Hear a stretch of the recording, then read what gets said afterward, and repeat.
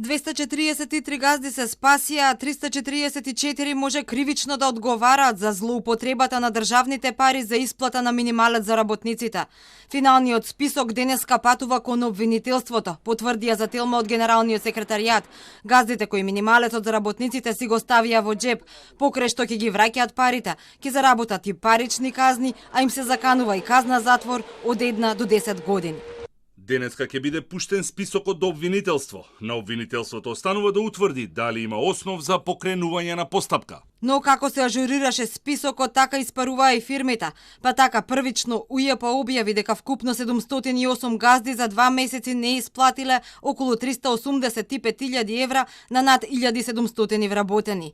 Но до јавното објавување на фирмите паѓа и бројките.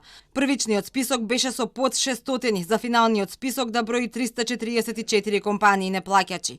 Не исплатила над 180.000 евра на 800 вработени. Заклучно со плаќањето до 7 август 2020 година, за април не исплатиле плати 147 фирми на кои им била исплатена финансиска помош, а не исплатиле плата за 360 вработени во вкупен износ од 4.977.348 денари. За мај не исплатиле плати 197 фирми за 441 вработен во вкупен износ од 6.152.628 денари.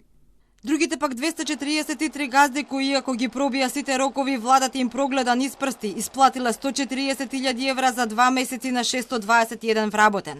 Нема информација која ќе биде објавен и другиот список, тој со газдите кои на работниците им го скратиле и минималецот. УЈП тогаш објави дека околу 3750 компании, наречиси 53.000 работници, исплатиле 1,5 милиони евра помалку од парите кои ги добиле од државата.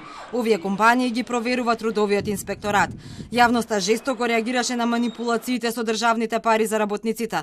Покрај експертите и синдикатите кои бараа и кривична одговорност за газдите, на злоупотребата на државната помош реагираше и Светската банка. Во одговор за Телма беа категорични дека покрај тоа што фирмите ќе треба да ги вратат парите, може да бидат и предмет на истрага и од банката, бидејќи во апликацијата се согласиле да ги почитуваат упатствата за борба против корупцијата.